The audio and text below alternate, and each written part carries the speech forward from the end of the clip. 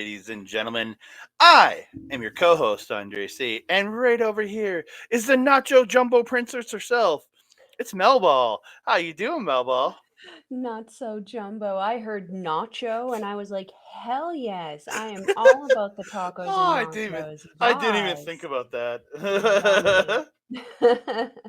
I am doing great, Andre. I am rocking a Himeka inspired look today for this show to represent the Jumbo Princess and had some fun doing some filming with it too. Hoping the footage turned out. Didn't get a chance to check it while I was going because your girl's got to go when she's going. Hopefully, we can get a tutorial put up here. It's going to be going on our local establishment, hopefully, sometime at the end of the week here. But, my friend, how are you doing? I'm doing absolutely phenomenal. I had a couple long days where I haven't been sleeping much the last couple nights because I've been watching Stardom. Stayed up till 2 in the morning Hmm. watching this show live. Then I got up at I think I went to sleep a little after 2. Got up at 7, and had to go to work, and then worked all day, and then came home. Stayed up. I didn't stayed up till again 2 in the morning watching this show. Got or 1 in the morning got watching this show. Then got up at 6 and went to work and came home, finished it, and it was an incredible show. That's all I can Mm, say. It was worth all the what a watching and show. all the lack of sleep. It was very much worth it. 100%, 100%. Six and a half ish hours of. So, well, I'd say 5 hours and 40 minutes because the file has an extra 40 minutes of just nothing on the front of it. Hmm. It was still very exhausting for this girl to get through who watched most of it except for the main event in one sitting of it. It was a very long day, but an exciting Yeah. day. Without further ado, we should get into it, my guy. Yeah, absolutely phenomenal. We are talking about All Star Grand Queendom from Stardom on April 23rd. But before we do that, I want to Hmm. thank all of you for tuning in. Thank you so much for all the support you're giving us.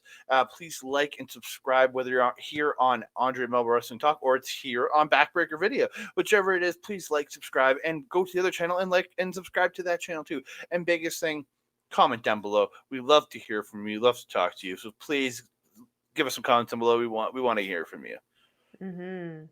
and we are going to get into it. Bam! There we go. Got the slide up. Beautiful. Again, they're posters. Me and you talked about this off air when we were recording the last show. The posters Stardom does are absolutely So good. gorgeous. Just the artwork. This one's it's very surfer, classic surfer vibe is what I feel in this one. Hmm. It kind of gives me like hippie vibes, like Woodstock kind of Mhm. flower power. Yeah, very much so. It's very much that style. I really like it. So we hit on to the first match, and this one's gonna, I think, probably gonna take us the longest of anything to go through, just to run through this. Hmm. Um, oh, before we get into it, the pre-show we had on commentary, we watched the English commentary version of this show. I was so Hmm. happy. I'm really, really, really hoping the English commentary version goes up on Stardom World and people have the choice to watch either English or Stardom for this whole show once it's on the World, because I thought Chris Charlton and especially Sonny Gutierrez did an amazing job on commentary. I Hmm. love Chris. I think the guy is an absolute tremendous commentator. But I think and not that he did great on this show, but I Hmm. find he's best as the second to Kevin Kelly, the info guy for Kevin. He's Kevin's color, Kevin's info guy. That's where I really really praise Chris. Him Hmm. leading here was absolutely phenomenal. But and Sonny did it. Sonny was just so good on this Hmm. show, and we'll get Hmm. into who joined them afterwards here Hmm. once we get to that point. But dude, these two I thought did absolutely, and they gave you a lot of information that even us as fans, I got little bits of information that I never would have gotten if I was just listening to Japanese commentary. That's very true. I unfortunately did watch a large chunk of this without volume as I was doing other things and was in another place where I wasn't actually able to listen to it out loud. So unfortunately, I did miss a large chunk of it, but I did catch the last three matches with audio as well as the Rumble match and I believe the first match as well. Mm, yeah, but That's very true. Absolutely phenomenal. So Mm-hmm. we're gonna get into it. It is the start Yokohama Rumble, whatever you want to call it. They're saying Rambo on the broadcast, but it says Rumble on the graphics. So we'll go with that. Waka Tsukiyama and Hanako started off. Hanako definitely with sides advantage. They're a little bit of a brawl and they're fighting and roll ups and was Walk gets the Apollo special as I always called the Walker Ride. It's Apollo special. I want to say I didn't quite I get what. think walk a ride sounds better. Yeah, the Walker Ride as we have to call it on Hanago, and Koguma enters the match. Koguma's just standing there, just like watching them hit each other, and it was just. it was quite funny as they're tossing forearms at each other. So Momokogo enters the match. It's a high cross on Chiwaka and Hanako. Again, I'm not going to go through all of it. It's so much. Saida enters. Lady C enters. Lady C getting a beautiful Okay, but double. you have to talk about Saida's intro because holy shit, was Okay, that funny! I don't think I wrote it down. She came in and Koguma and Momo had Hanako Oh, and in the Waka in the clutch. Koguma, Yeah. and Saida just came in there and she looked like she was gonna Oh, go and she and bet started on her own posing. team, and she's just like power, Yeah, yeah, that was good. power flex from stars. Yeah, Saya just like flexing with them. It was really good. Lady C enters the match, gets a double lariat on Momo and Kokuma, and Cesaro spins Momo, takes out Ida at the legs with it too, which I thought was like really like that spot. Uh, Yuna Mizumori enters. Yuna ends up taking down Lady C with a running cross. That is literally she took so long to get to the ring. That literally was the next person was coming in as she entered and hit the running cross. Aya Sakura enters the match. Well, Lady you know, C, smart though. You know, smart. yeah, Lady C, Saida, and Yuna Mizumori end up going over the top, and Momo ends up going for the 619, but Lady C and Yuna Mizumori duck it. She hits Saida, her partner and friend, or stalemate and friend, and knocks her to the floor, getting eliminated. And then Aya and Momokogo super kick Lady C and Yuna Mizumori, and they go to the floor and are eliminated. Mm-hmm. And Koguma's just rolling around on the floor. And I noticed it a bunch in the match where girls would slide out the bottom and just disappear for a little bit. I mean, some of them would take get their butts beat for a little bit and decide to take a breather on the outside, get some water, maybe have a chit chat with some of the teammates that are around Yeah. side for them. I don't know. Yeah. But yeah, I noticed that also. Yeah. So yeah, then Hina enters the match, gets a delayed suplex slam onto Aya Sakura. Mm-hmm. Rina then enters the match, and Hina's throwing judo throws everywhere, but Rina comes in, attacks, gets an octopus on her sister. Then as Aya comes in, gets a dragon sleeper on Aya, so getting the double submission there, but doesn't tap them out or anything. And then Mm-hmm. a lady enters the match, and until her graphic came on, I had no idea who it was. It's Hanan. Holy shit. Like, brand new gear. The hair's all done up in a different way. Like, just, like, almost look like, it should look like a different person, honestly. Yeah. The music gave it away for me. I knew as soon as I knew she was coming out before I saw her, but I had the same reaction when I saw her. I was like, "Holy Hannah Montana!" She's got curls, she's got blonde, new gear. It looks really, really good, actually. I really, really like it. Yeah, like, she looked like a different person, legitimately. 100%. Hanan gets in high crosses on Hina and Rina, then Hmm. figure four headlocks Hina, and then this whole train of people doing figure four headlocks to each other. All like this giant train of people doing figure four headlocks. And then Aya Sakura decides to go to the other end and gets the Boston Crab on Hina and turns the entire train of people over. Hmm. Hmm. And then Ram Kaisho enters the match, and she runs across the entire train and like smacks Aya Sakurai to break it up. Hmm. Um, Chanyota enters the match. Everyone gangs up on Aya Sakura and pins like a giant gang pin on Aya Sakura to eliminate her. It was just like I saw like 4 or 5 people just pile on top. I was like, huh, okay.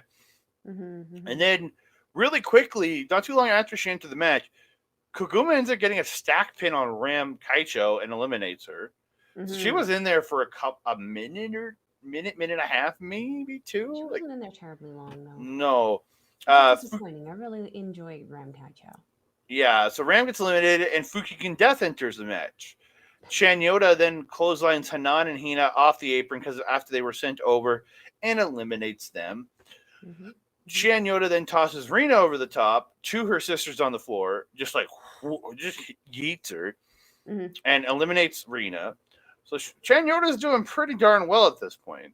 Mm-hmm. Fukigen Death poses to the crowd, and Chanyota's just like, "What the are you doing?"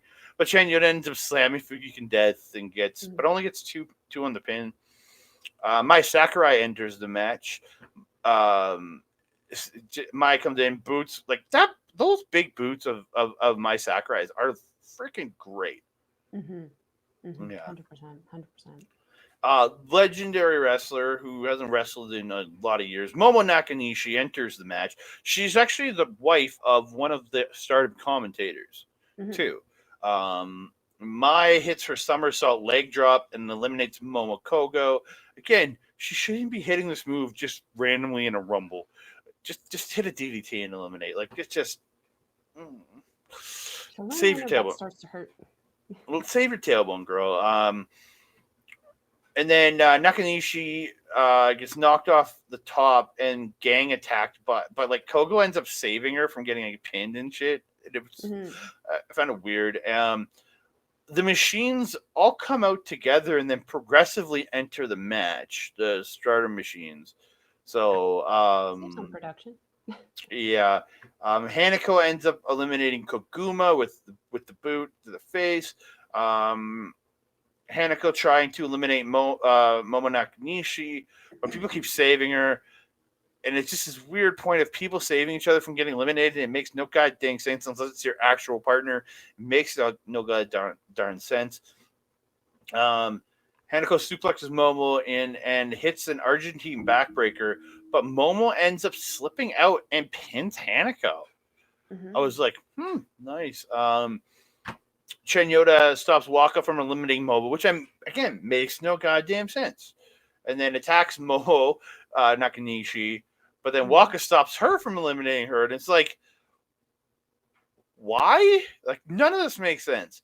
Chanyota ends up hits lariats on Waka and Momo Nakanishi, but is hit by Momo. I can't remember which Momo hit, and she eliminates Chanyota. Strong Machine and Big Machine get in, and they knock Fukigen Death down and pin her. Waka then gets that Tiger suplex into the roll up on Momo Nakanishi. So a big elimination for her, eliminating a legend in this Rumble. And gets elimination of Momo Nakanishi. The machines end up double teaming Waka and the smallest of the machines, which I'm pretty sure I know who that is, but I don't even try to guess. I know that one. The other two, pretty sure the big one was Lady C returning, and then the middle one, I'm not sure. Was it Yuna Mizumori? Okay. I think it's Yuna Mizumori. I thought it might be the somebody else, but a little bit at the end that I can tell you about that made me think even more that it was Yuna Mizumori. So if you want to continue on until it makes sense from the eliminations that so Waka gets eliminated by the double team from the Giant Machine, ends up eliminating the Tiny Machine and Big Machine, inadvertently hitting them and knocking them off the apron. And then Mai Sakurai tosses out the Giant Machine, and she's declared the winner. The lady has won the Rumble. She did indeed. Now, did you see afterwards Koguma, I believe it was, running around with the pineapple glasses on? No, I did not. Afterward, I was pretty sure it was Koguma, because she's usually the goofy one anyway. And she actually interacted with... which one is Giant and which one is Giant was Lady C.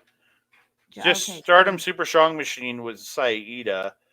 And then there was the big. Then there was regular machine, or what I'm going to call Tiny Machine, Big Machine, and Giant Machine.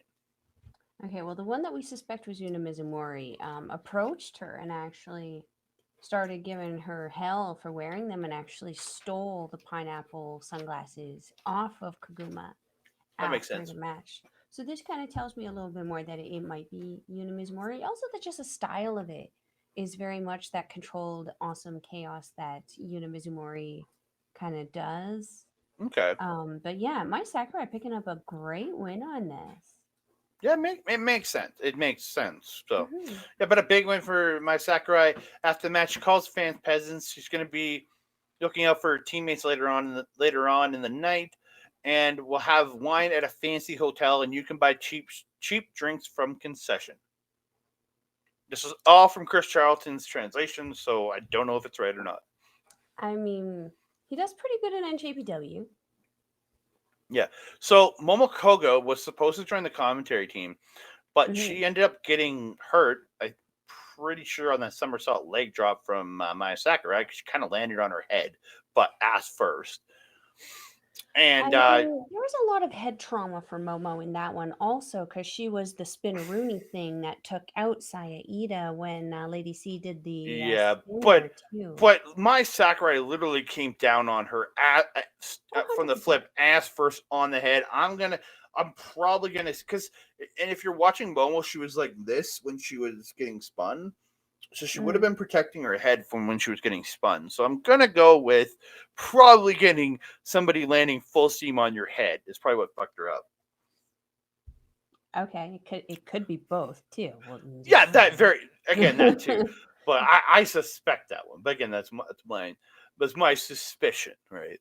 But we are gonna move Regardless, on. you got the medical attention. We move on to an 8-woman tag match. It is Thekla and Club Venus's Mariah May, Xena, and Jessie taking on Oedo Ties, Natsuka Tora, Momo Watanabe, Saki Kashima, and Raka. Club Venus doing like a dance to Thekla's music that they came out to. Hmm. And all doing a dance while Thekla just stands there posing, looking, all dominant and shit. Everybody's dancing around her. It was actually quite funny. There Um, was actually one point in that entrance where you could see Thekla almost crack. mhm. Almost cracked. She almost cracked a smile. Well, I'm pretty sure that's what they were trying to do is Hmm. like mess with her a bit I there. mean, But the yeah, whole match, yeah. yeah, I really like Jesse's corset thing or whatever the heck it Mm, was, like the midsection piece. yeah. I love the color on it. Look really really good. Hmm. Hmm. Yeah. Again, Thekla getting the leg choke early to Ruaka, and the rest of Club Venus like do all like the poses around her, and Hmm. you could just tell that she's just like fuck off. It was that Yeah, look of she was very like like, "What are you guys doing?" yeah. Natsuka Tora's new gear looked absolutely awesome. Hmm. Okay, I now my love it. question is, are the little circles on the side emojis? Because I spent most of the match trying to figure out what they were. I honestly am not sure. I thought they were crying emojis and like laughing you're so hard you're crying emojis. I was like, That's cool. I mean, it would be, but it's like how odd. Yeah, I'm not 100% sure. And no looks for pretty much everybody going into this match, whether it was Mm-hmm. gear or hair or something. Um, Mm-hmm. Momo coming out with a new haircut and the purple streaks. Ruaka doesn't have this pink look anymore. She's now got the blonde and the purple. Natsuka Tora completely purple. Mm-hmm. I think the only one who didn't really was Saki, and she wore her special gear with her trench coat and the Yeah. So again, awesome she bonnet. dressed up and went to a special gear for it. So it's not like she Hmm. didn't, right? So yeah. Yeah. But again, absolutely fun 8-woman tag. Nothing really to write home for in this match. You know what I mean? Like there wasn't really like really they're good match, but there's nothing like super highlight about it. Again, it was a standard 8-woman tag from Stardom. A good 8-woman tag, but yeah. Um, Something I noted that is Oedo Tai really worked very fluidly as we have come to know and love from them as a faction. I felt there was a lot of like fun being had by Club Venus. It was a lot of showboating, a lot of woo, yay, butt slap, butt slap, butt slaps. like lots of fun showboating from them, which I felt kind of added a little bit to actually their story and their characters, because it really kind of sets them off as that kind of cool, new, fun group. What Mm. I did enjoy was Tora mocking them at one point when she was in there with Mariah May, and Mariah May was going, ah, mwah, and Tora just suddenly turns to the crowd and goes, and I was just like completely taken aback because you could tell she was annoyed doing it too by the way she just rolled her eyes afterwards and continued beating up on Mariah May. Um, the spinning backbreaker that Mariah May does over her knee is utterly brutal. She broke Mm-hmm. Saki in half doing that. I mean, you picked the Mm-hmm. smallest girl in the group to do it to. That was smart. Um, Thekla standing on the shoulders of Xena and Mariah to do Yeah. the splash on Saki, with Jessie following up with her that end of days looking kind of finish that she does, that spin around thing. Well, I really enjoyed that. Charlton Um, called it the Joyride, or maybe okay. maybe it was Sunny. One of them two called it the Joyride. That spin out into like a reverse end of Okay. days, essentially. Like it's a I mean, it reverse sounds end. better than the end of days. Yeah, it's a spin out into a reverse end of days is what it is. But yeah. Okay. Unfortunately, that was broken up by Oedo Tai getting in there because I don't think Mm-hmm. that Saki was going to be kicking out at that one. Mm. Um, yeah, a little bit of confusion at the end there as we were winding down to the finish. Um, Oedo Tai doing some, Oedo Tai stuff, getting in their weapons. Ruaka's case found its way into the ring. But Um, but you can't blame Oedo Tai for what happened though. no, no, no, I was getting there. Goodness. I know. Thekla manages to get her hands on Ruaka's case and unfortunately ends up decking Jessie accidentally after Mariah May really goaded her on to strike. I think it was Tora. I'm not entirely sure who she was Mm-hmm. trying to strike. As soon as, and this is what, just how smart Oedo Tai is, as soon as that happened, the rest of them just swooped in there and took out the rest of Club Venus, allowing for that pin there. Um, The mm, Kishikase. Take it Yeah. to the end, Andre. Yeah, so at the end, May hits Jesse in the face with the case. Oedo Tai takes Club Venus out, and Saki gets the Kishikase onto Jesse, and Oedo Tai gets the win. And then Mm-hmm. after the match was one of my favorite things. Mariah May ends up carrying Thekla. Like one of the other members was carrying Thekla at first, but then they put her Yeah. down, and then Mariah May picked her up and was carrying her up the ramp. Yeah, yeah, it was Xena who originally started piggybacking Thekla and then switched her around to the fireman's carry. And Thekla just went full plank on her and was just stuck right out. Her legs were stuck out and she was all dramatic and everything. It was hilarious. But Yeah, yes, it was. she ended up in Mariah May's arms after that, Mm-hmm. which is funny because she wasn't the one who took the pin in that one. But, tomato, tomato. It was a fun match. Yeah. Maybe we move on to what they were saying the main card, but for us, it was all on my pay per view. The pay per view I bought. And guest commentator, third member of the team, Mariah May. Mm-hmm. I love. I think she did a pretty good job. Like Mm-hmm. you didn't hear her a lot, but when she was there, she had a lot of good information to impart, Mm-hmm. especially during Mina Shirakawa match. During the main event, she had some great stuff. The main event in that IWGP title match, she had some great on like the wrestler perspective for it a lot. I thought really did Mm-hmm. really well. Mm-hmm. Mm-hmm. Yeah. I agree. So we move on to the first match on the main card, I guess. High speed tag match. It is Starlight Kid and May Seira Mm-hmm. versus Azumi and Mm-hmm. May Suruga. I literally have to make sure I put Seira and Suruga and everything so I didn't get my Mm-hmm. Mays mixed up. Starlight Kid with some sparkly new gear here. Mm-hmm. Thought it Mm-hmm. looked Mm-hmm. really, really good. I got some little information from the thing. May Sarah is from Marvelous. May Segura is from Tokyo Joshi Pro. And Azumi Falls coming out on the stage. You He know, falls. I mean, first of all, we got to take into consideration everything that happened in there. First of all, she got launched out of a platform. Mm-hmm. She probably landed on the fabric. When she spun around, You caught. swippity dippity. But and you know what? She took it like the champ she is. She laughed it off. She hopped back up. She figured out her footing. She made a joke of it, really, and just flippity flapped her way down the ramp to do that fun little pose with May at the beginning there, where May did that like back bend in front of her. Very, very cool. Mm-hmm. Again, it was pretty good. I like that she came in. I guess, and they had said that that gear was Suruga's regular, like like the wings and stuff. That was her kind of entrance gear. Mm-hmm. So Azumi putting it on, I like the cohesion in that sense. Mm-hmm. 100%. It creates there. I really did like that. Again, really fast paced, like um, high speed division match is what this was. Again, everybody moving so quick with a lot of crazy flips and like just the speed, the everything, the position switching. It was really good. Um, Suruga and Seira switching arms, like to try to get position, but they were kept switching it so quickly. I was like, Mm-hmm. dang, that's some a real great ability there. Mm-hmm. Yeah. Yeah. Seira with the beautiful drop kick off the apron to Suruga, and AZM dives off the corner, like goes over the top, over the corner, and dives onto Seira on the floor, and Azumi pulls it.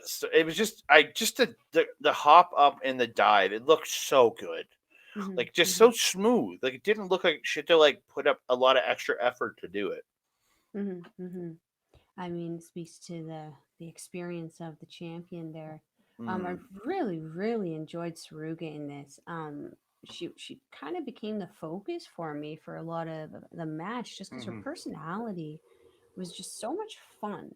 She was so over the top, but it was in a way that was actually very enjoyable and very entertaining to watch. mm-hmm, There's just the speed that she has is insane. The way she could like pretty much almost outrun some of the fastest women that we've been watching in Stardom was pretty crazy. And she seamlessly worked with every single person, whether it was her teammate, whether it was against Starlight Kid, whether it was against Seira. They worked so well together. It was incredible. yeah, I thought like both teams had like such cohesion, but like with their partners. But then yeah, when they're facing off, it's just everything moved so smoothly. Hmm. But in the end, Sarah ends up blocking La Mystica by Azumi, and Starlight Kid hits the 619. May Sierra rolls up Azumi, gets the win. This is two times in the span of 3 weeks that Azumi's been pinned in a major match. Hmm. She was the one that took the pin in the IWGP title match, Sakura Genesis, and it takes Hmm. a pin here. So I think May Sarah has to get a high speed title shot at this point. Yeah, it was simply implicated afterwards that she is certainly aware of that information and is certainly considering banking on it for sure. I really do think that needs to happen because I would love to see them one on one. They did Hmm. amazing. Hmm. So they go. It cuts to the Japanese commentary and it's showing them talking about the upcoming match that has involving Fuwa-Chan. And I Hmm. guess one of the guys that's on commentary is works with Fuwa-Chan on some of her specials and stuff on her TV Hmm. stuff. She's also a comedian too, I guess, is what I read about. Um, Okay. and Mariah May makes a comment wondering why aren't they showing me? And then Chris starts praising her beauty, and it was a funny little comment in there. I really did like that. Oh, Chris. Yeah. Yeah. A little bit thirsty, maybe. Move on. It's another tag team match. It's Hazuki and Fuwa-Chan, who's in only her second match ever, Hmm. versus Miyu Amazaki and Utami Hayashishita. Hazuki was chosen as her partner as she was one of Fuwa-Chan's trainers.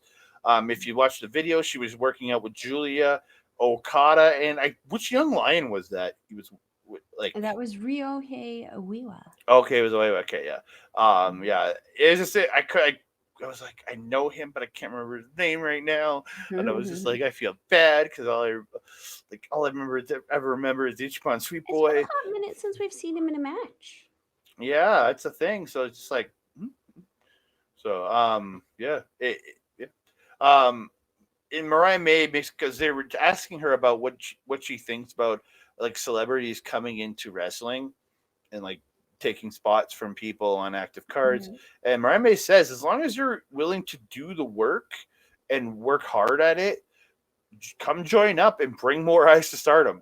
I love Mm-hmm. that she said that line because as long as you're willing to get in there and do the work and train and work hard at it, yeah, she's like, bring it. It's more eyes on them, right? Because Mm-hmm. think about how many people that are probably fans of her YouTube channel and her comedy, this Fuwa-Chan, that have never watched a Stardom match before, that Mm-hmm. probably tuned in and paid to watch this show. There's probably a significant amount of buys that added just for her. And yes, Mm-hmm. this match is going to be on TV free, but people like to see things live. It happens. Mm-hmm. Yeah. So again, I thought quite a good match. Like Mm-hmm. nothing. Again, this was a very like more basic when you had Fuwa-Chan in here. Again, she is a young wrestler still with this company. Mm-hmm. Utami flapjacking Fuwa-Chan and Miyu hits the seated dropkick. I always love a flapjack. Like gotta love the flapjack. Just up Mm-hmm. and drive them face first into the mat. Um, Miyu ends up pulling a knee bar, but Fuwa-Chan like her struggle is pretty good when she's in a submission. Mm-hmm. You can just see just like maybe a little bit over the top, but comedian is on TV, so I can understand why she would be a little over the top with the struggle. You know what I mean? Mm-hmm. Yeah, It but adds to the entertainment of the overall thing of it, though, right? yeah, uh, great sequence from Hazuki. Hazuki hits a code breaker onto Miyu. She gets two, but as soon as like the Miyu kicks, she immediately turns her over, Mm-hmm. gets it, and so it's just that smoothness from Hazuki that we see. Well, I Mm-hmm. know this girl's going to be just an absolute star for this company. It's Hundred guaranteed. percent. Guaranteed. Um, Mm-hmm. yeah, but Itami ends up breaking that up. Uh, but yeah, Fuwa-Chan getting the scoop slam and the high angle Boston Crab to Miyu Amasaki, but or not Miyu Amasaki, Miyu, yeah, Amasaki. I did have it right. Okay, Mm-hmm. so I sometimes mess the names up. Again, it's what all young lions in New Japan, young lions, the young girls in it's their starting submission move, and she actually did it pretty well. Mm-hmm. Um, yeah, Hazuki getting that code breaker to a Tommy front who's on the top, sitting on the top rope. Oh, that looked pretty. Mm-hmm. And then she ends up and then Fuwa-Chan goes up, hits the high cross to Tommy, but only gets two. I was like a great little sequence, but that code breaker she did off from to a Tommy who was sitting on top looked really really good. Mm-hmm. Big Mm-hmm. scoop slam by Utami, and the rear naked choke is applied to Fuwa-Chan. But her again, it's that struggle. She looks so good. She makes it to the ropes. Utami comes back. It's just crazy lariat that like Fuwa-Chan legs kick off her. She almost lands on her. Like she landed like up on her neck. Like pretty much. It Mm-hmm. was like, oh, that looked so rough. Like Mm-hmm. so rough. Utami hits another. Miyu hits the pendulum DDT, and then the deadlift bridging German suplex by Utami to Fuwa-Chan, and Utami gets the win. Mm-hmm. Mm-hmm. I was actually very happy to see new gear on Miyu Amasaki Mm-hmm. tonight, and the fun entrance kimono that our good friend Yvonne loves on Hazuki also Mm-hmm. coming out tonight. Um, I felt that Utami and Hazuki at the beginning of this match was a really fun part of this match. I felt that it was that pickup part that kind of sped up a Mm-hmm. little bit from whenever Fua was involved there. Um, there was one point where they were just muscling each other about, and it was awesome. I did feel like a lot of the part that you were saying, the struggle between Fuya was definitely a show of team support of Utami and Miyu, really working hard to isolate her from Mm, Hazuki to kind of get that hot tag later in the match. But you're absolutely right. The end of this match, where it kind of wound down, and Utami just fed Fuwa a lot of these final moves. It was Utami 100% flexing her strength and reminding everyone why she is the Red Queen. I was so stoked that they came out to Utami's music tonight instead of the regular Queen's Quest theme. The Queen's Quest mm. theme is not my favorite. I feel like Utami's music is very like It's awesome. aggressively triumphant. Yeah, it is Yeah. very. But after the match, Tommy gets the mic. She says, you've come far, and welcome to being a pro wrestler." And she ends up leaving. Mhm. Fuwa-Chan and respect that she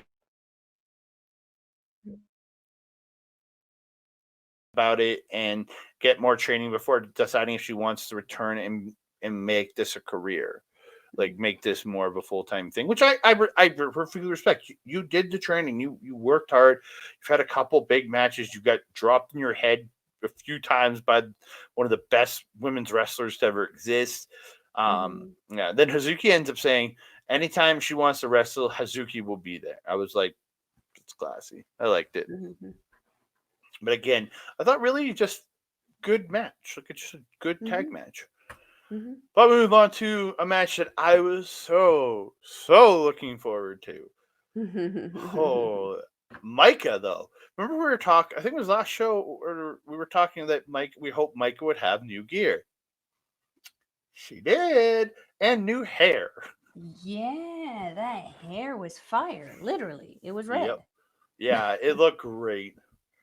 Like her, I the agree. new I think it looks bomb on her. the new robe look, the new like cape or robe thing she has, and the new gear. Yeah, we can Like call it it red. very like similar in style to her old gear, but new color, new everything. Looked really good. Mm-hmm. Mm-hmm. Yeah, Himeka coming out looking like a jumbo princess with Yeah. the robe that she's wearing looks like a dress. It looked Yes. really good. Yeah, yeah, but and guest ring announcer Mina Shirakawa. I was very Yeah. excited about that one. Looking great in her black suit, by the way. Mm-hmm. Mm-hmm. And what a job she did. Mhm. Such a good job. Maybe that's why she's been introing Club Venus this whole time, getting ready for this. Hey, I mean, practice makes perfect. It's true. I sucked when I started ring announcing. I can tell you that for 100% sure. Gotta take the Mina Shirakawa Yeah, woot the woot. route. Love the woot, Route. dude. The back and forth, English like is hard. We've already discussed yeah, this. English is hard. Mm-hmm. But yeah, the A back and little forth suspect. shoulder where they're running back and forth and into each other, like going off the rope and hitting each other with the. Yeah. We just saw that live in person recently, and then they do this. I was like, yes, I Yeah. loved it. And just this match was so much about who can beat the other one up Mm-hmm. better. Is really what this was about, in my opinion. Mm-hmm. I Yeah, agree. I I agree. finally know what the move, like the KOD that Bianca Belair does, the Himeka does the KOD, the Sito KOD. I finally know what the move is called in her final match. It's the JP coaster. That's the English name for it. The Jumbo Princess coaster, like a roller Oh, okay. I coaster. was like, JP. Okay. Yeah, that makes Yeah, sense. yeah, yeah. But it was just like, and Thekla at ringside just hammering on Mm-hmm. that ring, just like let's go. She was doing it for like a good few minutes straight, just hammering. Like her wrists are gonna be like and hands are gonna be fucking sore later. But yeah, Oh.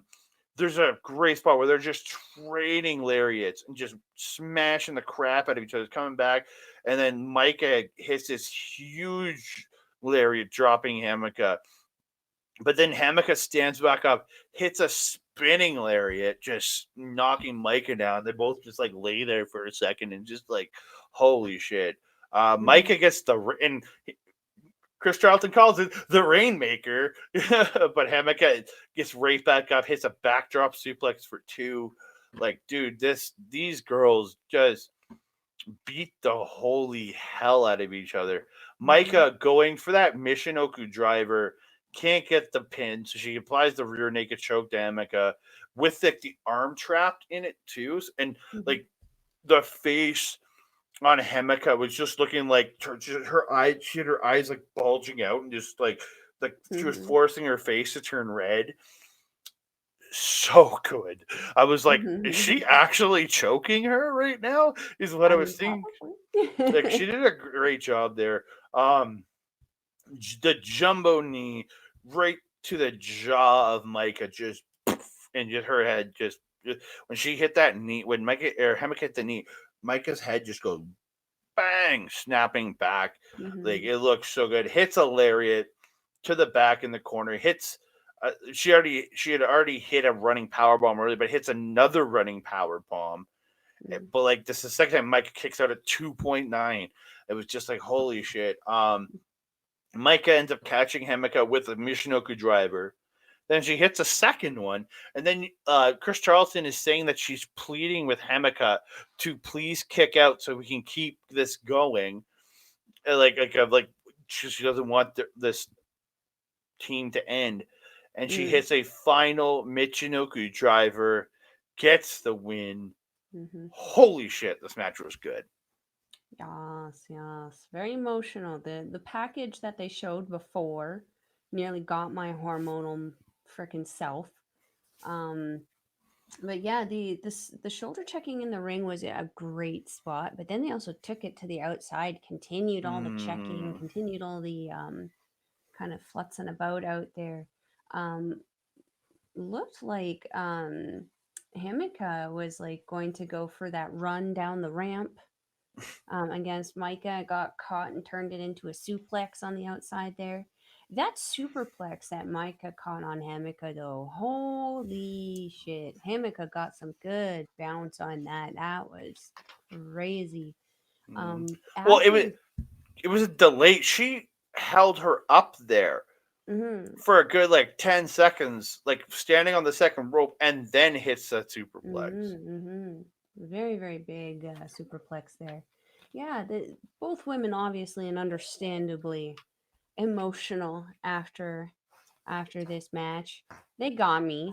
They always Mm-hmm. get me when they start crying. I start crying, and you could tell my Himeka was crying before the match even ended. You could see it on her face. It was so nice. What a way to end her career. 100%. And like we're gonna see her one more time in May. I think they said May 14th is the retirement ceremony. Mm-hmm, I don't know if it's part of a show or if it's just going to be its own thing. As mm-hmm, they tend to do that, but I really hope they put that on Stardom World because I'd really like to see that and read all the see the translate all the translations and what people say about her and like if it's mm-hmm. going to be something where other people talk. I would love if she gives a speech. I'd love to see that. We But shall see. she's pretty brief in what she saw in her talking after the match. She says she thanks she thanks Micah for being there for her career. She thanks the fans, and it wasn't a very long speech. Like again, No. she's got her retirement speech coming up in a month, so or less than a month. Mm-hmm, So not she didn't really do. And then her and Micah end up walking out hand in hand, like arm in arm. I loved it. Like this, mm-hmm. it was like a perfect way for them to leave together. It's that 100%. like it just made so much sense in my opinion. Mm-hmm. 100%. We're gonna move on. Goddess of Stardom Championship. 7 Up. You and Nane Takahashi defending the titles against the new eras, Mirai and Ami Saray. Both Ami and Mirai look amazing in their new gear, white and Mm-hmm. green and white and blue respectively. Like really good. Mm-hmm. The textures were the same too. They had that kind of dragon scale accenting on both of them, as well as a Mm. furry something somewhere on them.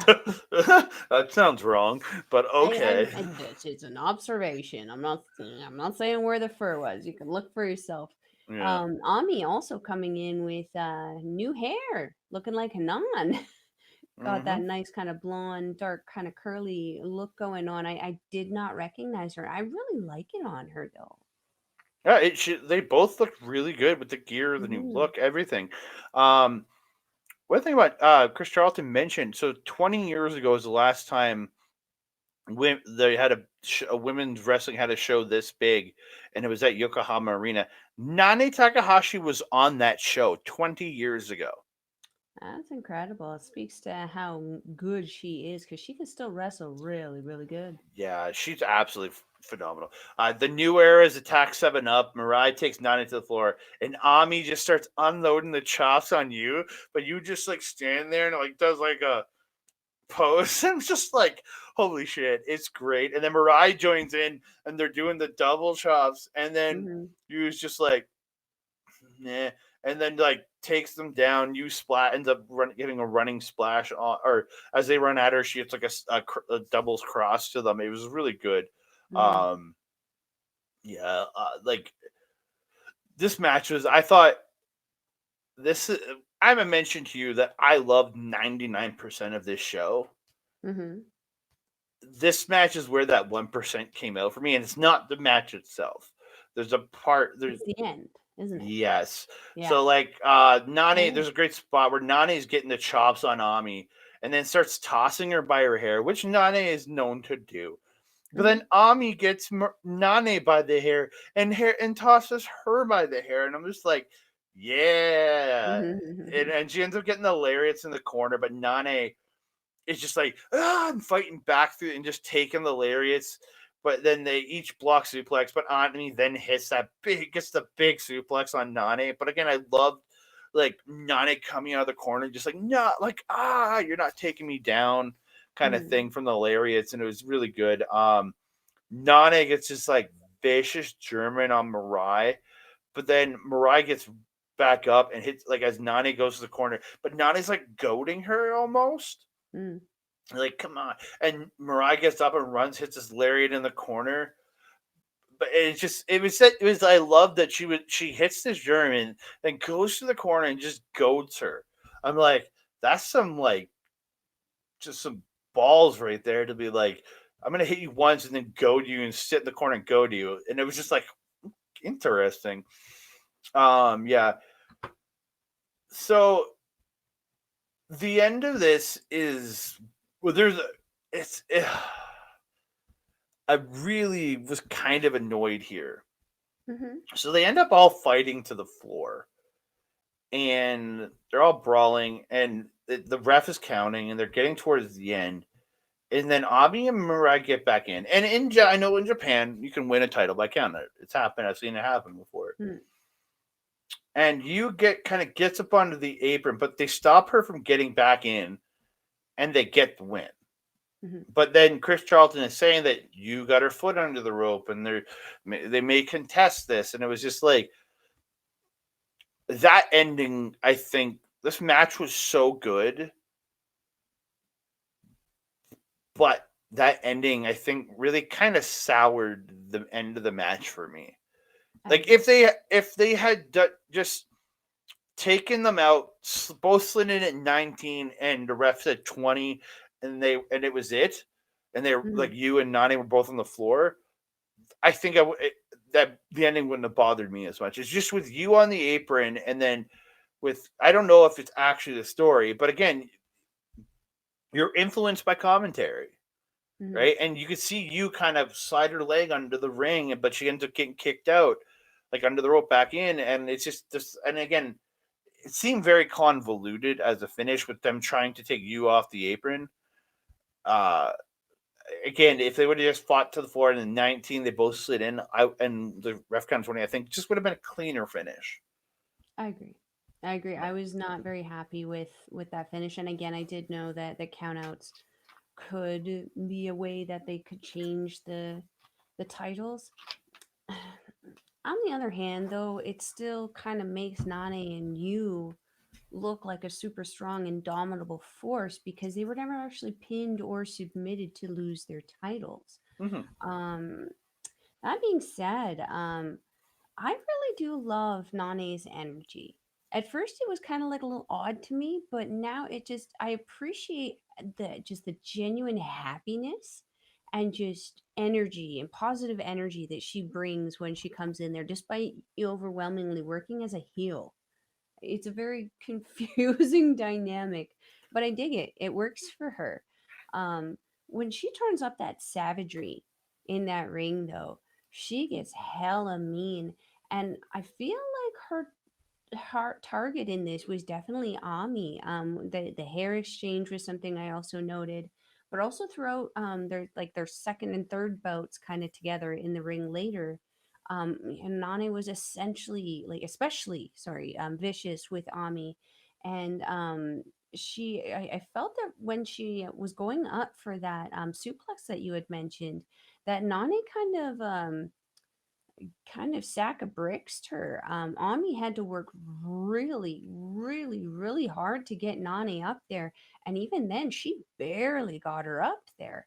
Mm. So yeah, this was an interesting one. And again, you and Nani, you know, just beating the heck out of Mirai after the match, and Mirai just sitting there smiling about it. I'm like trying to figure out if Mirai is maybe on the right faction.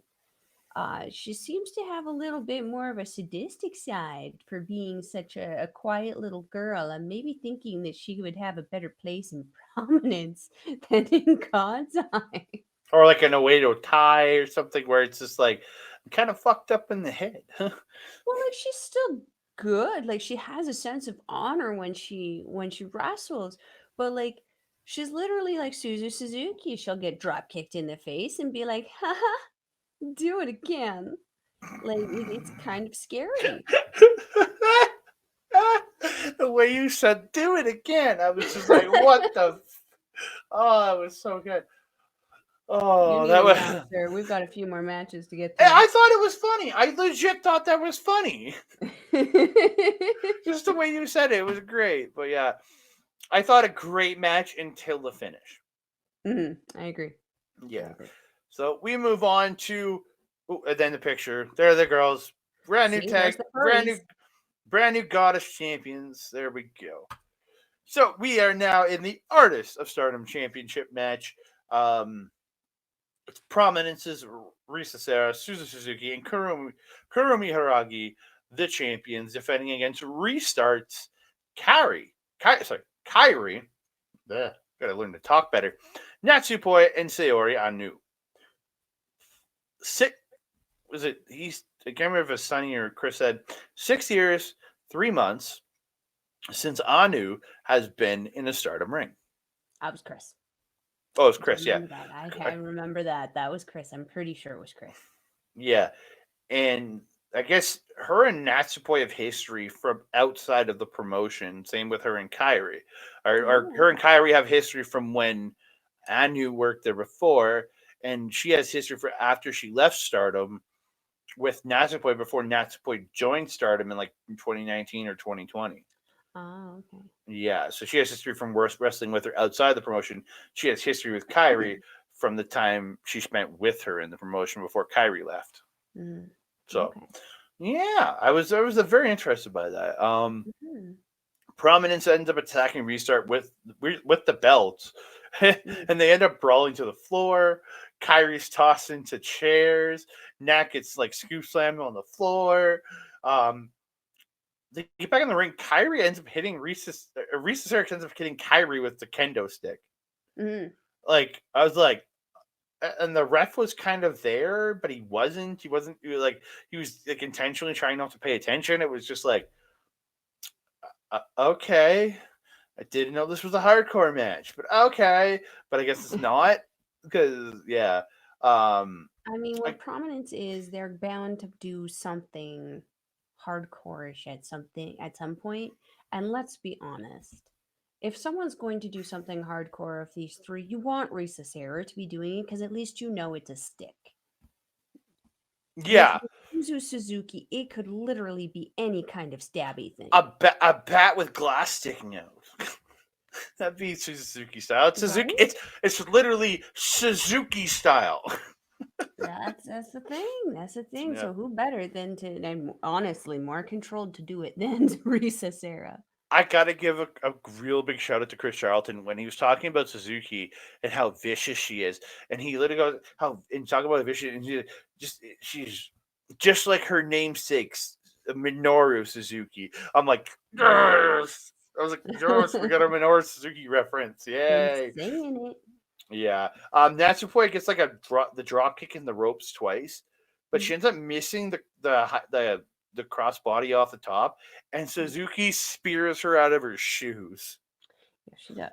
Yes, she does. Yeah. Dude, I'm pretty sure Kyrie hit a Destino in this match. Or She almost did. I know the spot you're thinking about. That was when Karumi had her, right? yeah, Yeah, it like she was stepped. She's almost a Destino, no, but not it quite. no, it was Teresa Sarah because she ends up stepping off of like pushes off of Suzuki and flips back into it, or maybe it was like an Acai DDT. Maybe I'm not I sure. think we're just thinking about the wrong spot entirely because I'm thinking about Hiragi and Kairi, and it was Kurumi who actually ended up, or sorry, Hiragi who actually ended up doing the move, but it looked like Kairi was actually going to go into a Destino, but then Hiragi reversed where she was going and ended up putting her in the Okay, yeah, Sawa I Slam. think we're sitting out on different spots because Yeah, yeah, this is we one where like definitely are. Kyrie's got Sarah, or I got Sarah, and she flips off of Suzuki, and it comes down like inverted DDT Destino style. Oh, I Like I didn't know swear to that. Christ, she hit a Destino there. But yeah, Kevin would again, have dropped down from the rafters and called it, my friend.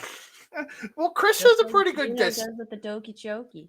Chris has a pretty good Destino though. I've heard him because I remember hearing him call a show without Kevin, and he went Destino. I'm like, he did pretty good. So, but again, Mm. yeah, dude, the Super Ultra Mega Tower of Doom. Oh, the That's double what knee I'm. drop. No, like where it's the Super Mega Tower that they did, where it's Yes, Aragi on the Caesar and Risa, yeah. Caesar and Risa, and like Kyrie's at the top, and then Natch just like runs, pulls the leg of Haragi, who brings the entire pile down, hurting her own partner the worst. But then Chris Charlton was saying that Kyrie was screaming to get her down, so technically Nat did what she was told.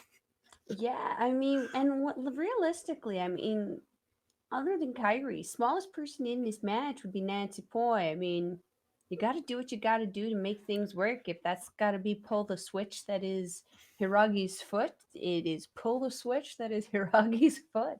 Yeah, um, dude, Kyrie gets the anchor on to I can't remember who she had it on, but Suzu Suzuki takes her and just smashes her Oh, face first. Sarah. It was Risa Yeah, Sarah. yeah, and Suzu grabs her head and just wham right into the mat, like just poof, like head Oh, off the yeah. mat. She did not get her hands up in time for that at all. She ate all of that. Yeah, oh fuck, this match was so good. Mm. Suzu ends up going to the top, and Nat stops her, and Anu hits a Frankensteiner off the top. And Mm. then Nat and Kyrie hit the cartwheel bomb like together. I was like, yeah, like it was like I love the double team version. Mm. And Anu gets a bridging German suplex, but Risa Sarah breaks it up by smacking her in the gut with a kendo stick. Like, where was the DQ there? Like, I'm just like, but if you actually look at the ref at the time, like I don't know, like he was literally counting the pin. How do you not see that? Maybe there's something in the prominence contracts where they're allowed a free kendo stick swing per match. I don't know. There's They a got kendo two. clause. They got two. But yeah, dude, and then but Kyrie ends up hitting the cutlass on Teresa Sarah. Natsupoi and Kyrie double dropkick Haragi out. Um, yeah, it just and then Anu hits this German suplex, but Suzuki then hits a German suplex and a spin kick, but Anu hits the German, and then Souza comes back, hits a tequila shot, but can only get 2 point. Gets like she's like Anu kicks out to like 2.9, Mm. and then Suzuki goes for that rolling chaos theory, that rolling the German into another, and then rolls into another German, but gets stopped on the second one. And Anu gets a backslide and flips over into like a stack cover and gets the win. Yeah, and she was standing on the calves of Suzu Suzuki also preventing her from kicking out. Hmm. Um, Suzu incensed at the end Yeah, of this. Just livid. You got an angry Suzuki on your guys' hands now. That's no bueno for anybody. Let's yeah, hope that for the sake of that locker room, that maybe Prominence is going to shimmer or ice ribbon for a little bit to cool yeah. down. Because man, if they get their hands on these girls again, yowza. They're gonna beat the living holy hell out of them. But yeah, Mm-hmm. there's your new champions, Kairi, Sirianu, and Natsupoi. Mm-hmm. Mm-hmm. Again, I really didn't think this was gonna change. I didn't either. I'm not mad about it. Like Oh, me the either. match itself proved that they deserve to hold some kind of championship for sure. I just, I'm a fan of Prominence, so I just wanted them to hold on to the titles for a little bit longer. Yeah. So we're gonna get to the match, but it was my favorite match of the night because I called it Mm-hmm. right. Because I believed since the beginning.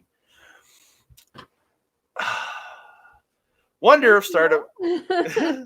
I'm trying to tranquilo. That's why I went. Trying to tranquilo, so I'm not too coming up too excited. Wonder of Stardom Championship. Saya Kamitani versus Mina Shirakawa. 17 minutes and 56 seconds worth of almost perfection of professional wrestling. Mm. I'm This match was absolutely phenomenal. D- Mina entering on the stage, doing the dance. As she makes her way down to the ring, the four of the other five members of Club Venus come to enjoying her, and they all walk down together. Um, Mina, brand new robe tonight, brand new gear, looking just straight up fly. They get onto the apron and I'll do the pose. And Waka looks awkward as fuck. Really? Well, it's just like all the other girls like naturally posing. She's just like, That's Waka. It's but part of her charm. but I love it. But her looking awkward as fuck was the best thing about it. It's just like it just makes so much sense because she's only joined this team like a week prior, so she's not ready for like. She's got to learn how to be sexy, I guess. Because again, the other girls like it's Club Venus has a very big sex appeal. If you know what I mean, they're all got the beauty and they have the poses. Walker has never been really done that because again she avoided the dances with Cosmic Angels, so she's got to get used to like how like she did it, but it just looked she almost looked awkward doing it. Mm-hmm. I'm pretty sure that Mariah made it apparent to Momokogo that the requirements were also boobies. That too. No, yeah.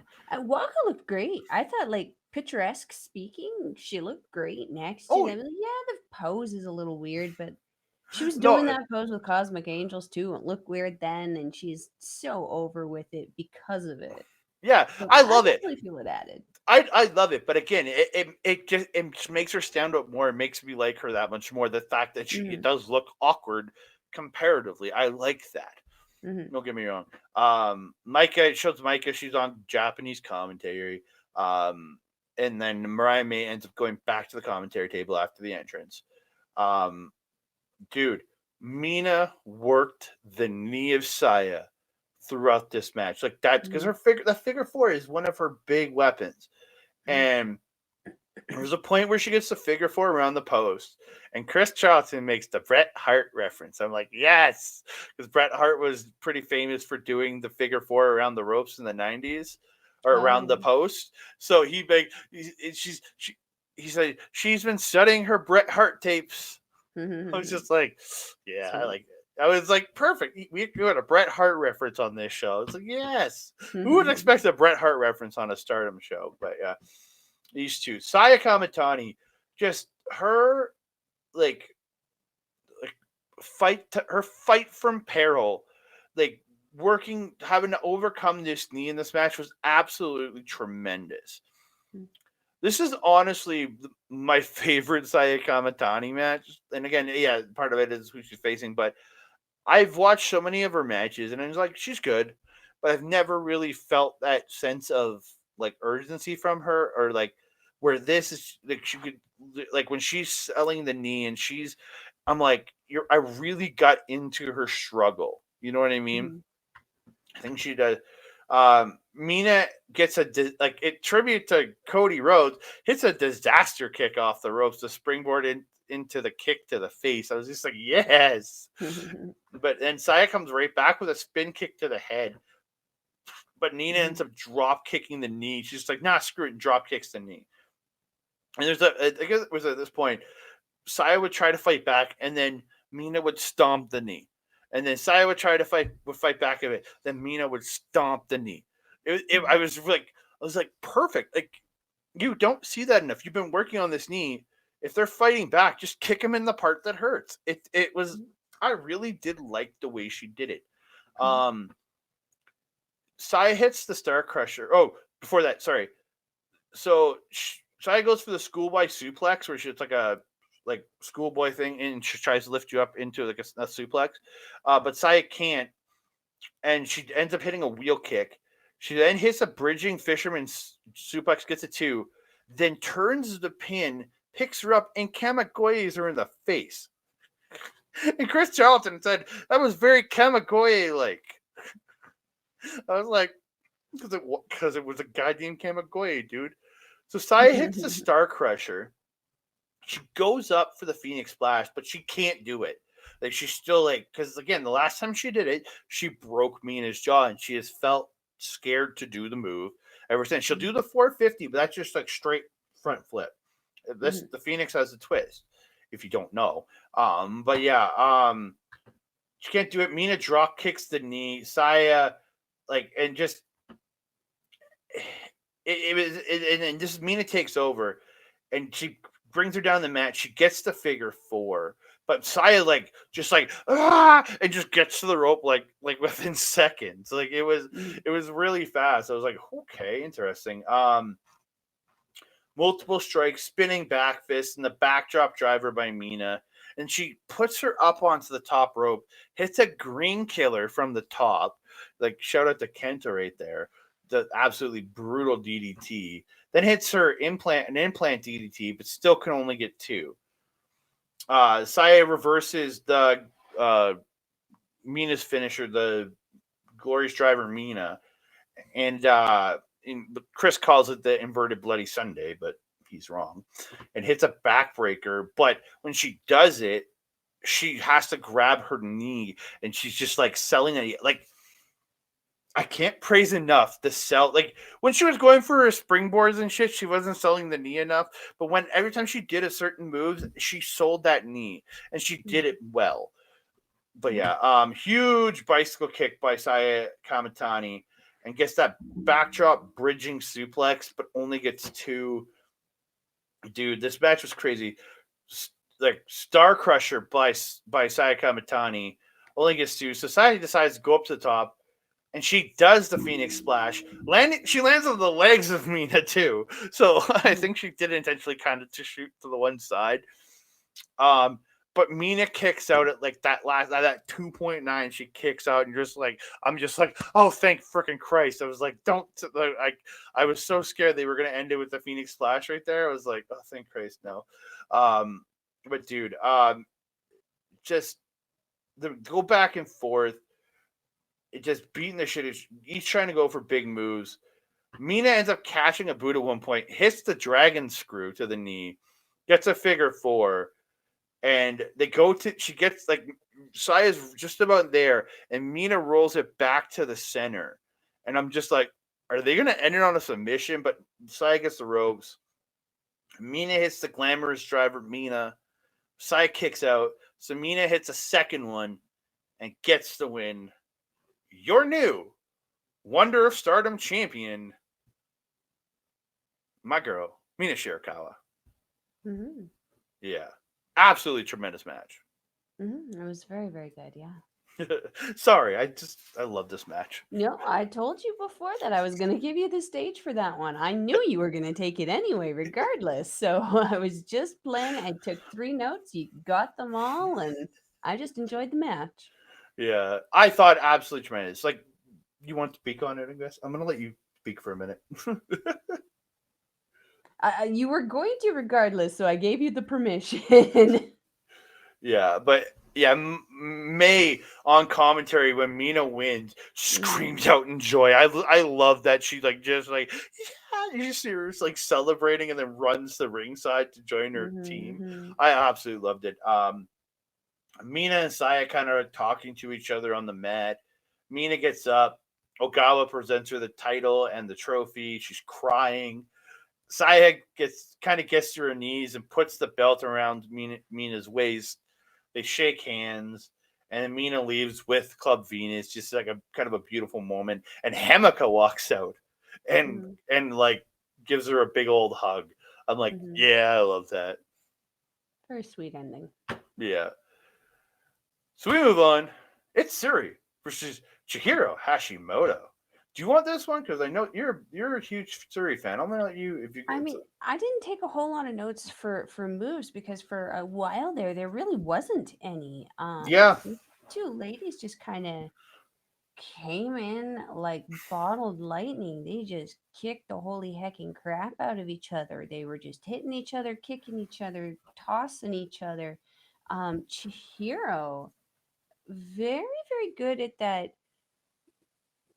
The only other person I've seen do it is Minoru Suzuki. That drop down to the knee, swing around to whatever side of the person you're going to.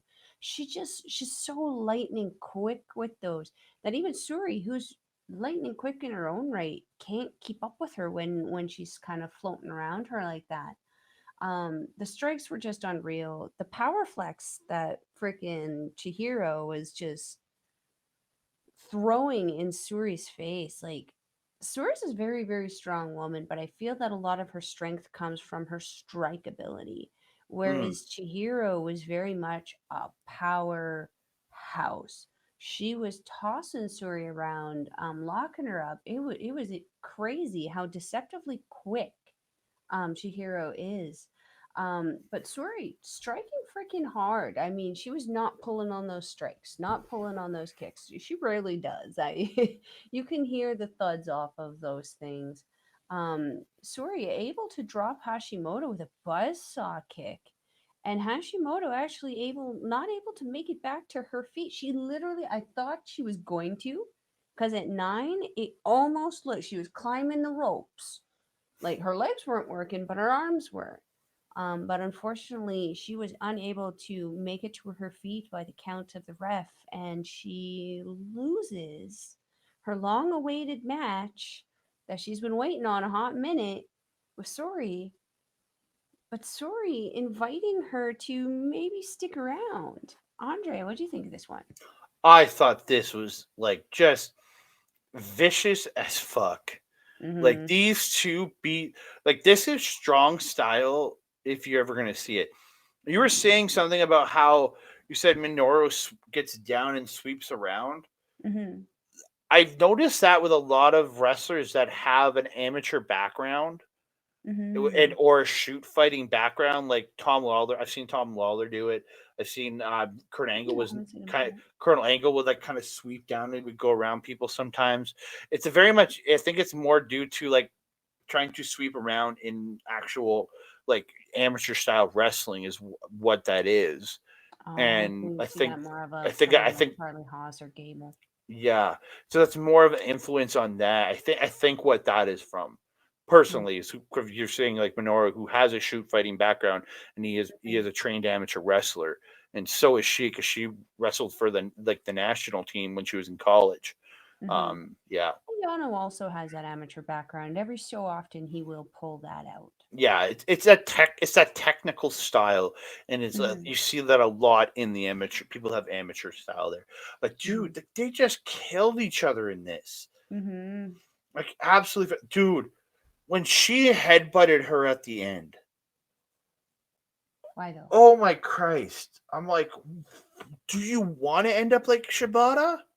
Like have to take multiple years off and have brain surgery and like holy shit. I was like, why are you doing that? Like, oh. That was a poor choice for sure. Yeah, that buzzsaw kick at the end. Well, she hit the, was it the Shushikai, which is the one-winged angel to the side. Shushikase is what Shushi, I heard. oh, Shushikase. Okay. Oh, Shushika. That's what I heard, mind you. I only I'm watched it once, so I don't know if I was right. gonna go with you. Shushikase. That side one-winged angel. So I finally don't have to call it the side one-winged angel anymore. I can actually call it by its name. But yeah, absolutely tremendous, man. Like, dude, these two just brawled. They really did. Yeah, after the match, she does invite Chihiro to stick around. Like, stick around and find out. That's essentially the Japanese version of F around and find out. yeah. But I thought great match. Just 100%. two big hosses fighting, I guess. But they're not that. But like, Syuri's not that big, but she fights like a big hoss. Yeah. You wouldn't know it if you were blindfolded and taking shots. Yeah, you'd think she's gigantic. Move on to the semi-main event of the evening. It is the IWGP Women's Championship. The first time it's being defended in Stardom. Well, I guess it was won. The original title was won on the Stardom crossover show, but yeah, the first time it's been defended. The first time it's been defended in Stardom. Mayu coming out. They say she's coming out to her championship theme that she uses for championship matches. I actually really liked the music. I did too. I like it better than her regular music, actually. And with Chris Charlton telling her story, saying like wrestling saved her life, and like she was literally staying in her house for 3 years straight, like barely left her house. It's a true story. If you do want to know Mayu Iwatani's story, and you don't want to have to watch a Japanese movie that comes out later this year, which is going to be, you have to watch a subtitled. Check out a show called The Wrestlers. I think it's episode 3. Whichever episode's all about Stardom, they tell Mayu Iwatani's story in it, and it's absolutely like heartbreaking what this girl was and how hard, and then her having to like overcome all the issues. I love her. I love that episode. I highly recommend it. It's on Tubi. The series is on Tubi. For you can watch it for free. I absolutely recommend it. And they actually have a young Azumi on the show too. She's like 13, and yeah, absolutely tremendous story this girl has. And this match was absolutely tremendous. Monet here. I read something that do you know who Mojo Rawley is? Yeah. Yeah, he was there. Oh, like I'm surprised we didn't hear him. Yeah, he was there. He was there with the guy. Yeah, he was there with Monet to like support her while in her big match. Because I know Naomi's been over there for a couple of her matches. Bailey was there for a couple for a match. So like, Bailey was there when she debuted at Wrestle Kingdom. So like, again, she has some great friends who showed up. I found out because she said it after that Monet, her gear, like the mask she was wearing, was actually inspired by the Eddie Guerrero Black Tiger gear that he used to wear back in Japan. I love it because she's always given a tribute to Eddie Guerrero in a lot of her big matches. So the fact that she tributed his Japanese time, I was like, absolutely tremendous. Because as soon as I saw that gear, I was like, that's Eddie. Yeah, and Chris Charlton was actually saying he thought it was a shout out to Mayu's trainer, and that's where Mayu gets her mask from, is her trainer, and that's what she thought she was mocking it. He thought that's what he was saying, but then no, it's Eddie Guerrero. She said it afterwards that it was an Eddie Guerrero tribute. So absolutely phenomenal. I'm not the only one that she did. Yeah. Oh, there with the frog splash. And she also did the Three Amigos. She did the Three Amigos too. Yeah. Fat hematoma on the forehead of Monet from the press conference, getting smashed in the face there. Dude, that's what happens when you get smashed in the face. Yeah, very much so. Really fun. I thought a really good match here. I think. I don't know if it's as good as the 3-way from Sakura Genesis, but to me, it's better than the Kairi match. Again, not that the Kairi match is bad. I just think this was better than the Kairi match, but I have to rewatch the 3-way to know if this was better than it, because it was a really good match. It's just the three-way was so perfection out of the three of them that, and Monet messed up her finisher again. She didn't get the knee in there. She kind of spun her out, but just slammed her down into the mat. And I was just like, okay, so is that actually? Okay? I was like, so you messed it up again? I mean, who knows what she was trying to go for at that moment? Did she call it? Are you thinking about when she? Well, she had her on the back and then spun her off, but then just didn't, like, she's supposed to turn it into the DDT, right? But she just spun her off and let her face plant into the mat. Oh yeah, I remember what you're talking about. Yeah. Yeah, so it's just like she didn't really even get the moneymaker there. It was like, okay, She and got then what she could with the momentum she had. and then Chris Charlton says her hair is a shout out to Darth Maul. I was like, okay, I like it. Don't get me wrong, I like it. But yeah, these two really. Shout-outs in that outfit. Yeah, I really enjoyed this match. These two had a really good back and forth. Mayu with the dive, with just a crazy suicide dive early, just reckless. Again, this girl is reckless as shit, and I don't think she'll ever stop being that. But yeah, these again, the dude Mayu hitting that crucifix bomb, like I loved it. These two had an absolutely tremendous match. Mayu getting the tombstone pile driver, and then she's gonna go up to the top. Monet's just like, no, and she's like holding onto the foot. I was just like, it's a good way to like keep somebody from going and hitting another high impact move on you. But yeah, in the end though, the Doomsday bridging dragon suplex by Mayu Iwatani, and she gets the win. We have a new IWGP Women's Champion, Mayu Iwatani. I really didn't think this. Like, I really wasn't sure on this one. I But think we were both very unsure on this one. I think we kind of both said if Mercedes retains, it'd be obvious that she's sticking around.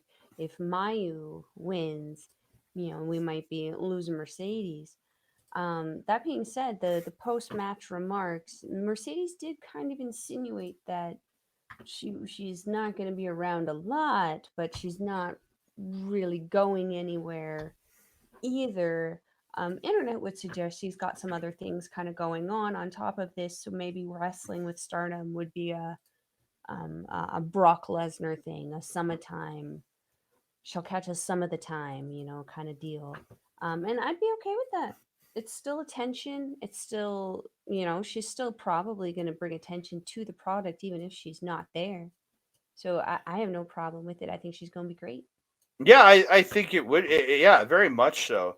Yeah, it's just what will she do next? But I thing is, I know what she's doing next. It was announced today what she's doing next. I'm gonna pull that up here. Well, I've been filming makeup tutorials, sir. Let the rest of us in. Yeah, so right here, she's gonna be at Resurgence in here in New Japan of North America. I don't know. You said you weren't sure what she's doing next. I am. She's gonna be at Resurgence. Awesome. So she's gonna be at the show in the States. I don't know where it's at. California, Long Beach. It says. Long Beach, California. I had to like look in to really see it. My eyes aren't that great. Could this be the time where we finally see her team up with Okada, as she had mentioned? Yes, please. A mixed tag match there. Who could Okada be facing though? Who is he feuding with right now? He's kind of in the tag world now. So that's the weird but that point. Being said, who could he tag with to take on Monet? Well, him and Monet tagging. Who could face Okada to take on Monet? Goto and Mayu Iwatani. There you go. I would love that. Would be interesting to see the winners of the last intergender kind of showdown between the Aces and the Samurais. Maybe Utami Hayashishita. Ooh. Oh, or Natsupoi and Desperado. Hiroshi Tanahashi. I'd be down for Natsupoi and Desperado.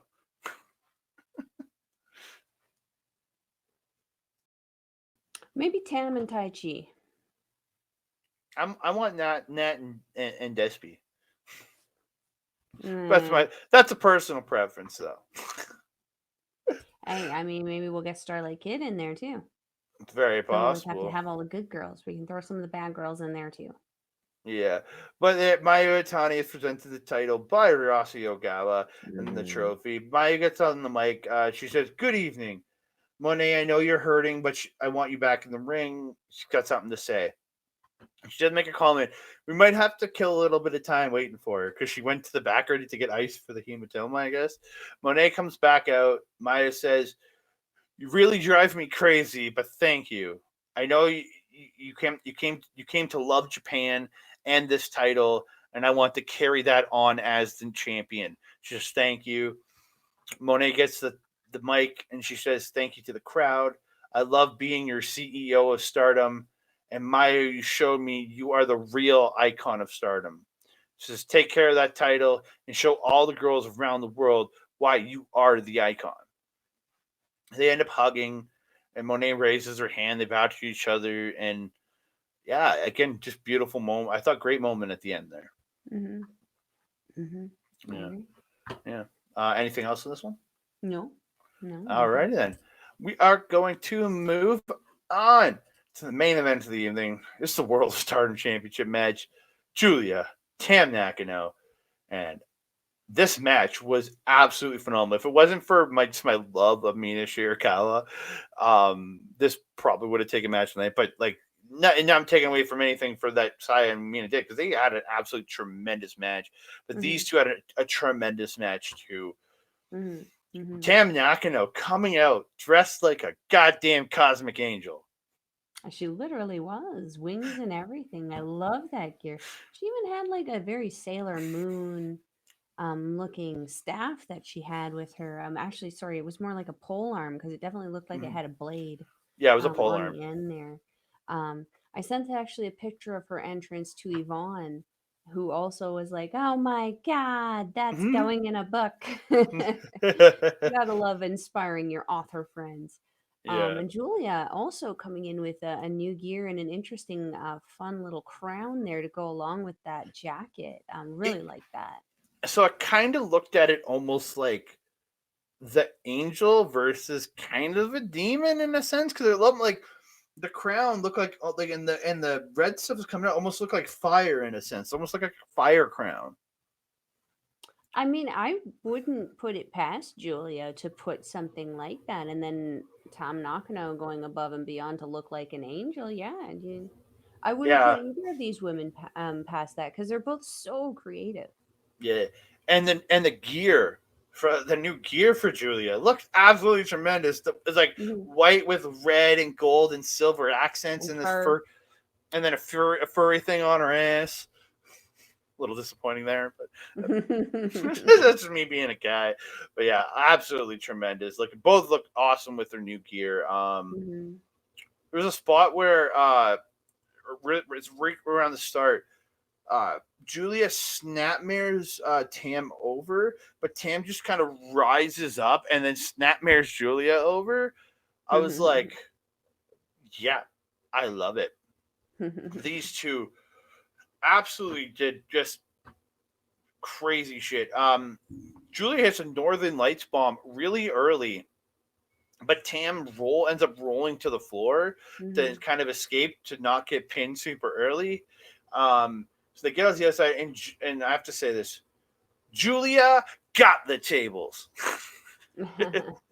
She did, and man, let me tell you, those tables, they are really concerning to me. As soon as she set that up, I'm like, whoever's going through that, please go through the middle. They did not go through the middle. Tam ended up, her butt went through the middle, and it Yeah, perfectly broke the table in half. But her upper body, in particular, her like almost her traps, landed on that the table leg essentially, and it looked like such a rough and like landing. But Tam, bless her heart, up immediately, and that was when they started battling up the ramp, I believe. yeah. So she got snapmared off the top rope through this table on the Mm. floor. Then Julia ends up falling and landing on like a corner of the table. like this Mhm. prop now sitting up like this. Like Mhm. Giulia fell off and landed on it, and just like you see it roll over and just go, ah, and somebody like checks on her, and it's just Mhm. like it looked like, ow, what the so they both just took bad spots off the table. Mhm. Yeah. Unfortunately, Yeah, that seems to be something that Julia does because you remember Maya Wikihi did the same hee hee thing. hoo. Yeah, hee hee hoo. But Wikihi. yeah, hee hee hoo. Julia, like they go up the ramp and she tries for a glorious driver, but Tam reverses, gets a DDT, or it reverses into a reverse DDT, and Tam ends up running up the ramp and hits her with like two running pump knees, and the Mhm. second one. Julia's just like rolling and rolling and rolling. It almost goes off the side of the ramp. Mhm. Mhm. It was quite funny. Such an Um, entertainer. Yeah, dude, these two just smacking the crap out of each other. Like at one Mhm. point, they're like slap, then slap back, and then slap, and then slap back, and then just like wham, wham, wham. They just get into this like hard slap fight. It was just like holy Mhm. shit, like, Yeah. and then Julia punches Tam in the face and gets a warning from the ref. Like I was like, I was like, they're actually enforcing no closed fists. As wrestling, you're not supposed to punch somebody in the face. No. Somebody Yeah, needs to remind Rock Hard about that. yeah. It's the left hand of God, man. You still shouldn't be rock harding people's faces. I'm just saying. Just the saying that sounds dirty. Yeah. Julia tries for the Northern Lights bomb, but gets rolled up for two. Tam gets a super kick, tries a tiger driver, like a tiger bomb, tiger driver, Mhm. but Julia flips her over. But Tam ends up rolling through and gets a submission called the Northern Cross onto Julia. And I was just like, holy shit. I don't think I've ever seen Tam do it. I don't recall it either. Yeah, I really liked it because, like, yeah, the not Chris, the other guy, um, Sunny. Sonny. I was gonna say Sergio, but I knew that was wrong. uh, he's the first time. Let's Sergio. Jesus, that sounds like my Italian lover. yeah, Sergio Gutierrez. You know, makes so much sense. I don't know who that is. No, it's Sonny Gutierrez, but this guy. But I really liked it. I really, again, adding new pieces to your arsenal. I really do like that. Mhm. Mhm. Yeah. Dude, Julie ends up putting Tam on the top, goes for a Northern Lights bomb off the top. I can't get it. Tries a butterfly suplex. Then Tam tries a sunset flip power bomb. Can't get it. Then Tam ends up coming back up. She tries a butterfly suplex, but like and hits it, and both women are just like dead in the ring. Um, yeah, dude. The end of this though, Julia gets a tiger suplex and Tam hits a Northern Lights bomb. So they each hit each other's moves. And then Tam hits the Twilight Dream for the second time in the match. But Julia kips out at that last possible millisecond. Mhm. So Tam picks her up, hits the Violet Screwdriver, and gets the goddamn win. Mhm. Like I Mhm. said it on the last show, I was saying the top G, the real top G is keep winning this match, Julia. But holy shit! And we did talk about that. There's two stories. You could have had this like Julia having this dominating win, and Tam Mhm. like falling into despair even further. But this is just now the story of Tam rising from the ashes of losing a bunch of members from her team, and now Mhm. coming back and rising up, taking the title, and then going to rise up and probably bring new members in now that they're people are going Mhm. to want to be associated with the champ. I mean, yeah, it makes sense that you would want to be rubbing elbows with the champ for sure. Hmm. So yeah, I do I got like I love this match. I thought it was absolutely tremendous. I'll admit, slightly disappointed that my girl Julia did lose this match. Again, Mhm. I'm a Julia homer for sure. But I thought absolutely tremendous main event. Like these two just did so much good in this match. Mhm. I agree. I agree. This was a very fun match. That's all you got? That's all I got. I knew you were gonna get a lot in there because again, these are two of your favorites. I mean, I Yeah. love Tam Nakano. I emulate her poses all the time. But Julia's your girl. I know your girls. I Yeah. let you talk about your girls. Yeah. So after the match, Tam gets the mic, says Giulia. She's been uglied up by Giulia. She calls her a monster. I was like, holy, you're this is kind of mean. Um, I feel like that's a compliment between the two of them. yeah. She said, I've finally taken this from you. You're the worst, biggest rival I've ever had. And every time we fought, I've put my life on the line to beat you. I'm sure I'll never be able to get past you. I'm like, holy shit. This is some like Hmm. dark, like they're never this battle will never end kind of shit. Julia says, I wanted that belt to do what I needed to do, and you took it away today. But today was pretty fun. I was just like, okay, great, weird response. But she's like, I've seen enough of you now, enough of you for now. Uh, what you would have seen here tonight would have seen of Julia and Tam and everything that means. Riva Derchi forever. Yeah, I was like, I was like, I like that. And Tam says something about going away. So, like, does Julia take a step back for a bit? Like, or is she just kind of going to move on and do some other stuff in the company for a while? Like, I mean, I'm just saying, with Mercedes being in Japan, it would make sense that they would make a sensible trade off to have someone in the US representing Japan. I would like I it. personally think that Julia would be a great representation for that because her styling is so close. It's close enough to a North American style that I think she would be able to get over. But then her personality, she would absolutely be able to cut a promo in English, Italian, or Japanese.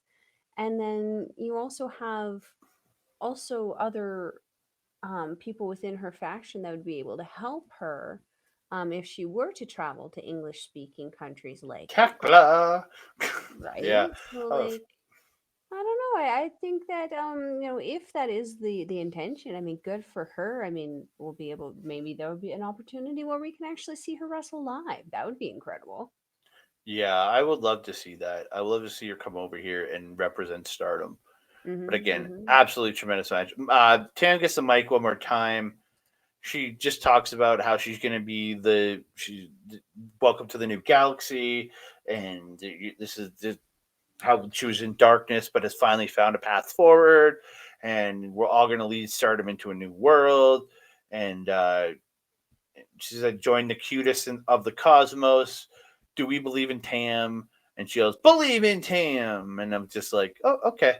But again, it's all Chris Charlton translating, so again, it's hard to know Mhm. exactly. Like again, I think he does a good job, but it's like I kind of missed Stardom World for this and no subtitles. We didn't want to wait until Mhm. Wednesday or Mhm. Thursday to watch this show because we wanted to get this out to you as soon as Mhm. possible because this is a big show, and I think Stardom's biggest show so far of the company, in my opinion.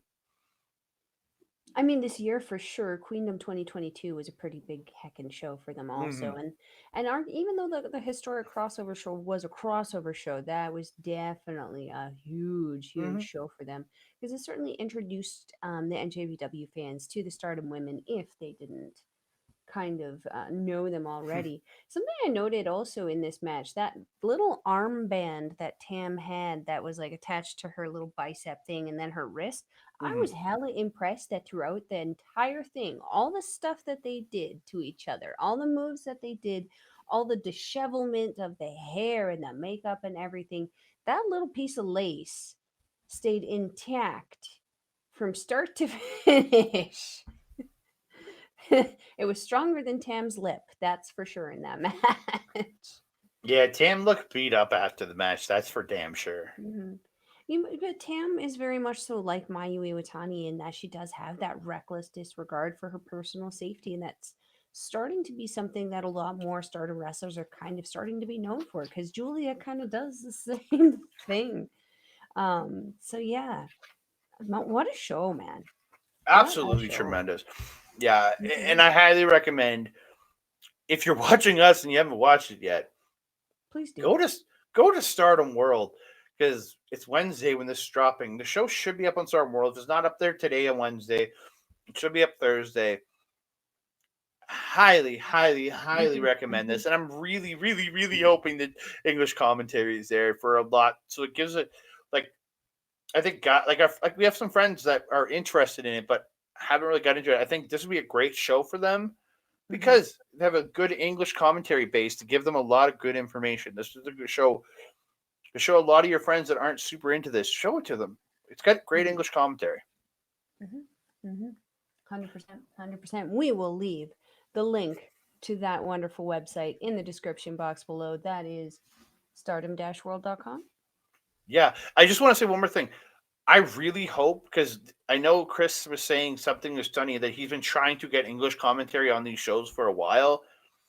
I really hope we get more Sonny Gutierrez calling some bigger cards for this company on more occasions. I really do. Yeah, and hopefully Chris comes back too.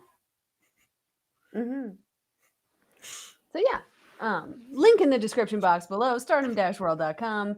Price is about 999 yen or $10 Canadian. That's the perfect 10, like Sean Spears. We love Sean Spears here.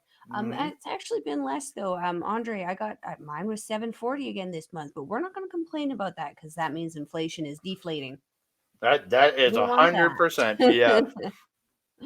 You want to go ahead and shout out our good friend Maika the Refa? Yeah, you can. I want to thank our good buddy Mike the Ref. All the great support he has given us over the years. I should really put his info on the bottom there. Lots of great content coming from him. Check out twitch.tv/Mike the Ref. He has all his great gaming content live on Twitch. And his every Wednesday he has his watch along for AEW Dynamite. So go and hang out in there. I try to hang out when I'm not working on Wednesday night, but I work most Wednesday nights. So I don't get to hang out in there much anymore. But yeah, go check that out. And all the gaming content that he does on there gets simulcasted or rebroadcasted on YouTube. So highly recommend going and checking out those stuff from Mike the Ref. There's more stuff from PJC and from Rick Jules. So really, please go check out youtube.com/@backbreaker_gaming, and please check out youtube.com/@backbreaker video for a lot more great wrestling content. And a lot like from our friends Cody and Astrid, with their making an impact is over there. Highly recommend it. And if you are watching us right now on youtube.com/backbreaker video, please check us out on youtube.com/Andre Melball Wrestling Talk. She's pointing at it right now, ladies and gentlemen, where you can please give us a like, a comment, subscribe. We absolutely, and we want to hear from you guys. We love hearing from you guys. And if you are watching us on Andre Melball Wrestling Talk, go over to Backbreaker Video and Backbreaker Gaming. Give them a like, give them a subscribe. We really appreciate that too. They do. They'll follow you back. And that being said, my friend, if the people are wanting to follow you on social media, where are they going to find you? Twitter, Mastodon, Hive, @ThatCanadaGuy, Instagram, @ThatCanadaDude, on Facebook @Andre Melball Wrestling Talk. Awesome. And if you're wanting to find a Melball, you can find her on Twitter @Collins Melball. You can find her on Instagram, Facebook, TikTok, and what was the last one? Mastodon. I should know that. We just did the Power Ranger special. Mastodon @Melball Collins. Left the morpher downstairs. Gosh, dang it. That being said, my friend, do you have? Oh, where can we find you anywhere else during the week, my friend, besides on your social media? Coming up very soon, May 7th. I will be on OLE. I'll bring them their information up right here. I'll be on the OLE Twitch stream with our good friend Oedo, and we're going to be talking Guardians of the Galaxy. We've already lined up one guest. We might have another, so please come check it out, ladies and gentlemen. We're talking the brand new Guardians of the Galaxy Volume 3, the finale of the Guardians of the Galaxy as we know them now. Oh, that sounds amazing, amazing. And if you're wanting to check out the Melball anywhere else online, you can check her out at Astrid Pizarro's YouTube, where we do the Ladies Wrestling Showcase every 2 weeks. We just uploaded a really awesome episode talking about Trish Stratus and Becky Lynch, that feud that's kind of coming out there, all the interesting kind of, as I said, branches upon branches of storyline that we can go for and things that we have to take into consideration. So again, that's at Astro Pizarro. You don't want to miss out on that. You can also catch a Melball on our local establishment's original programming, Paramindful, and we've also got a few more other shows coming up for you. We're just going to have to get them filmed, but we're going to have them coming out for you. So remember to check out OLE, our local establishment. Give them a like and follow so when you know when they come out. That being said, my friend, do you have anything left to say to the beautiful people? No, just thank you so much for watching us here. Please like the video, comment down below, and subscribe to the channel. Mm-hmm. That being said, I am your Melba. Over there is Andre. We will catch you next time. Mwah!